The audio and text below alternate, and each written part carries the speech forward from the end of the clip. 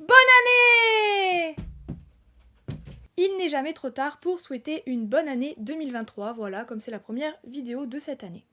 Depuis ces dernières années, on a vraiment pas mal de sorties manga, des séries qui ont l'air vraiment top, et c'est très dur de faire des choix, et du coup forcément à la fin on se retrouve avec une bonne liste de coups de cœur, et encore une fois il faut trier lesquels on a préférés, et du coup je vais vous parler de mes 5 lectures préférées de 2022. J'avais déjà fait ça pour 2020, pour 2021, et je pense que je le referai les années suivantes. En tout cas, n'hésitez pas à me dire en commentaire votre propre top 5 2022, car je suis assez curieuse de découvrir si nous avons des titres en commun ou pas du tout. On commence avec la 5e place de ce podium, avec La Vengeance du Souffre-Douleur. Un manga édité chez les éditions Soleil, voilà, j'ai pas des masses de séries en cours chez Soleil, mais celle-là je vais la suivre assidûment, ça c'est clair, net et précis. Pour ceux qui me suivent depuis un moment, ma première vidéo était donc le top 5 2020, et la première place était attribuée à Anonyme, un manga du même auteur que La Vengeance du Souffre-Douleur. Donc forcément, je ne voyais pas comment ce manga ne pouvait pas être dans ce top. Comme le titre l'indique, c'est horriblement psychologique, puisqu'on a affaire à un professeur qui dans son enfance se faisait harcelé par ses camarades de classe. Mais en grandissant, il a toujours nourri cette haine et en fait n'a jamais pardonné à ses camarades. Et il va se retrouver en fait nez à nez avec la fille du principal harceleur de son époque. Et forcément, ça va être très compliqué d'être agréable avec elle, puisqu'il lui en veut beaucoup, même si elle n'a rien fait. La faute de son père. Donc je trouve que c'est quand même une histoire qui est assez délicate, parce qu'on est à la fois avec le gentil, avec le méchant, on sait pas, parce que en même temps, on comprend le héros, qui est en fait un peu un anti-héros, parce qu'il veut se venger, qu'il a subi des choses atroces, mais en même temps il veut se venger contre une gamine qui ne sait pas du tout ce que son père a fait, et qui a l'air, pour l'instant, absolument adorable. Mais du coup, connaissant un petit peu l'auteur, je pense que ça va aller plus loin que ça, et qu'on nous cache des choses assez importantes. Voilà, donc j'ai très hâte de lire la suite, et je pense que j'en reparlerai dans mes futurs achats manga. Quand la série sera terminée, je pense même peut-être faire une vidéo globale dessus, parce que clairement je ne suis pas prête, et elle sera beaucoup plus longue que Anonyme qui était en 4 tomes et qui pourtant pour moi faisait un taf incroyable. En gros, je le recommande chaudement pour ceux qui adorent les lectures psychologiques comme moi et qui veulent être surpris, parce que clairement je pense que le dénouement va être incroyable. Je croise les doigts. En bref, c'est une situation très délicate puisqu'on comprend un petit peu le professeur qui a envie d'harceler la petite, mais en même temps, elle n'a absolument rien fait, donc la pauvre. Pour la 4e place, on reste sur du seinen encore, et ça c'est plutôt cool. J'ai déjà parlé plusieurs fois de Les Affamés sur ma chaîne dans les achats manga, mais bon, il fait aussi partie de mon top 5, donc je vais encore en parler.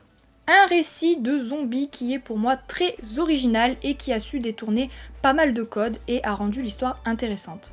Je n'ai cependant aucune idée du nombre de tomes possibles, parce que pour l'instant il y en a 3 en cours au Japon, et que j'ai l'impression qu'il y a vraiment beaucoup de potentiel, malgré le nombre d'ellipses assez étonnant, puisque on a des décennies qui se passent en l'espace de 3 tomes. Mais je sens que l'histoire a un fort potentiel et qu'elle peut durer pour moi au moins une dizaine de tomes.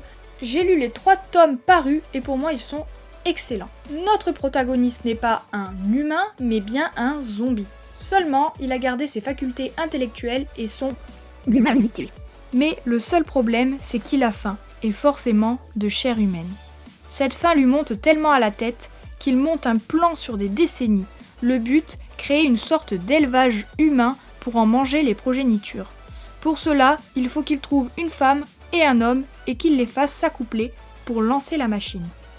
Pendant son périple, il finit évidemment par trouver une femme, mais ça ne va pas se passer comme prévu, puisqu'il s'agit d'une ancienne connaissance. Je n'en dis pas plus pour éviter de vous spoil l'histoire tout simplement, mais franchement je recommande à tous ceux qui adorent l'univers un petit peu apocalyptique, les zombies, surtout que ça change un petit peu puisqu'on suit pas un humain qui essaye de fuir les zombies, mais bien un humain zombifié qui essaye de survivre malgré son humanité. Voilà. En tout cas, malgré les petites ellipses et tout ça, j'ai trouvé que c'était bien géré, pas bâclé, et j'ai très hâte d'avoir le tome 4 entre les mains. Pour la 3ème place de ce podium, je vais parler de Une si belle couleur, un shoujo chez Pika terminé en 2 tomes.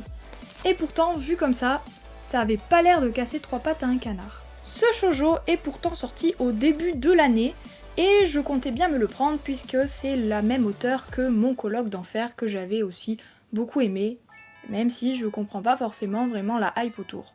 Mais après avoir lu pas mal d'avis mitigés, voire négatifs sur Une si belle couleur, il était descendu bien bas dans ma wishlist, et du coup j'avais pas craqué.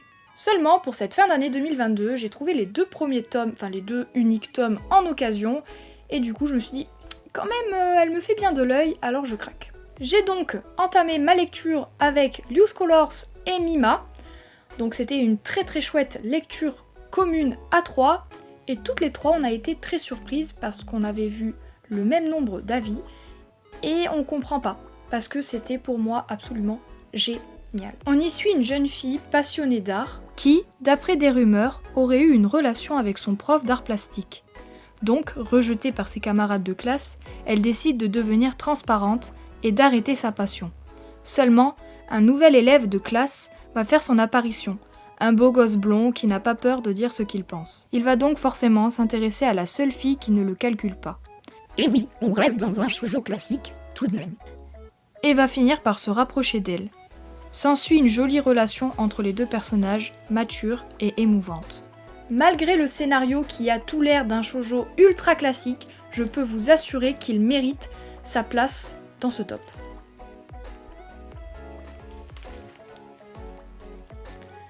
Malgré... Oh putain!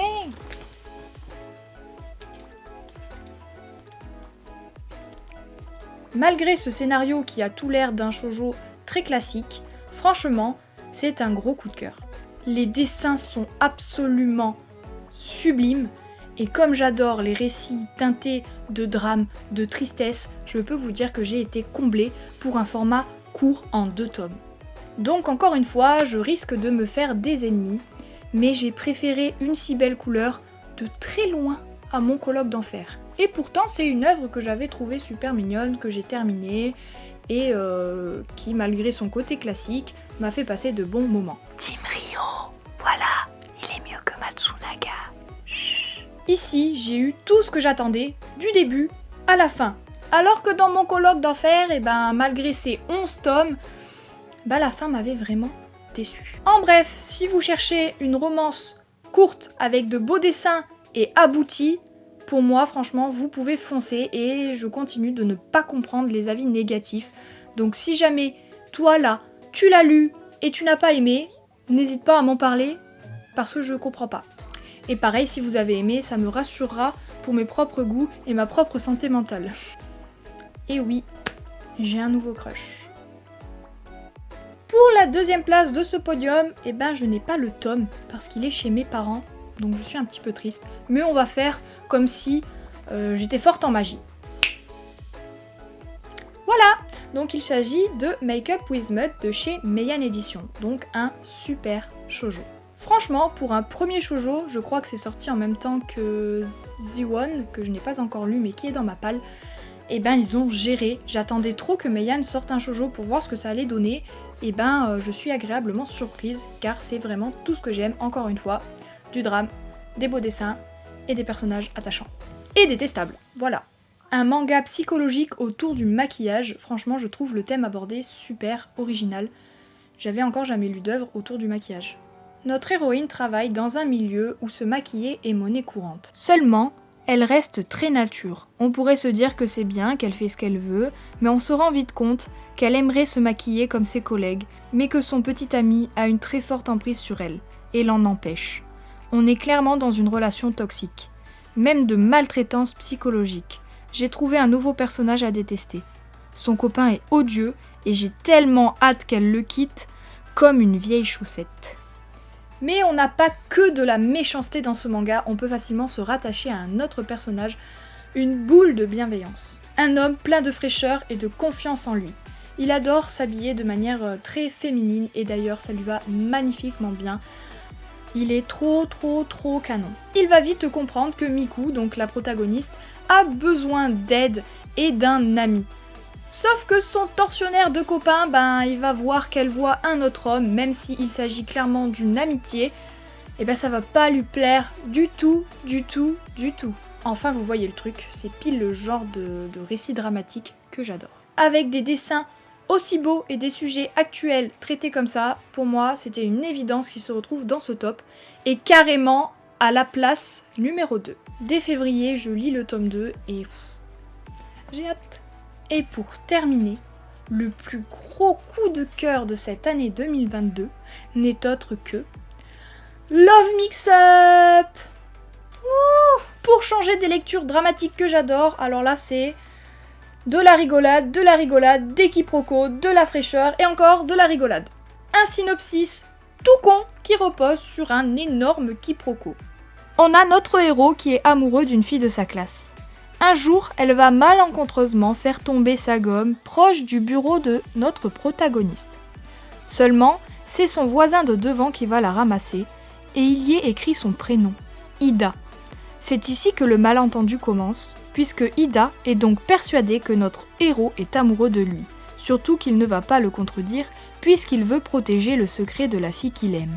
Et voilà, l'histoire est lancée et je vous laisse imaginer le nombre de situations gênantes auxquelles on va avoir le droit pour mon plus grand plaisir. Un shoujo hilarant, sous fond quand même de BL, clairement. Un mélange original qui marche à fond sur moi avec une sorte du coup de triangle, voire carré amoureux. Je vous en dis pas plus pour pas vous spoil, mais franchement c'est top. Ça faisait très longtemps que j'avais pas autant rigolé sur une œuvre. Je pense que la dernière fois ça devait être Takane Hana ou My Teacher My Love. Ce qui d'ailleurs me fait penser à ce genre d'œuvre, donc si vous aimez ça, je pense que vous pouvez clairement foncer sur Love Mix-Up, mais c'est les têtes de notre héros.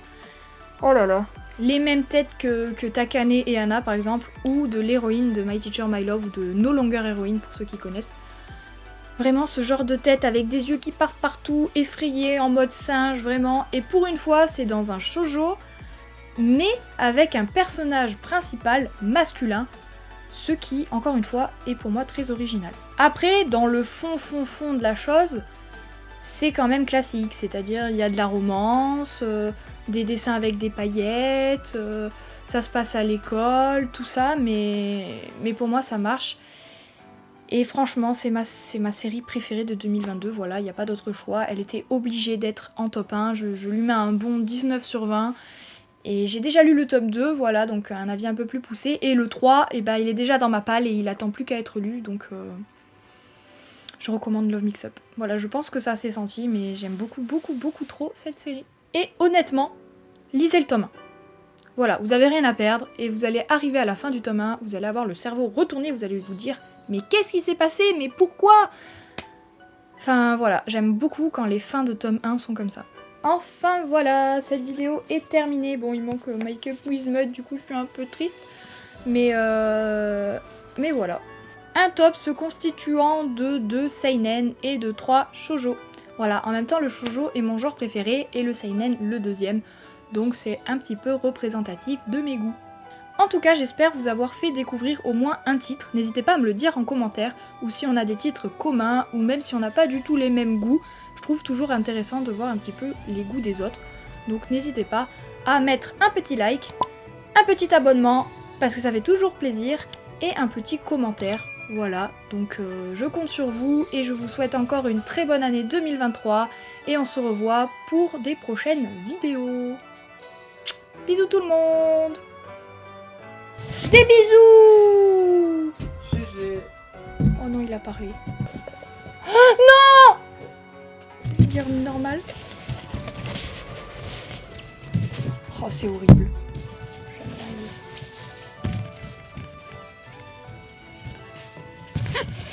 Des bisous! Wouhou! Nickel. Quel Michel. S'il crève pas, je porte plainte. Voilà. Oh, c'est la fin. T'as C'est lancé? la fin. Sauve ma soeur, Naoto, j'y suis presque. Vas-y, Takemitsu. Vas-y.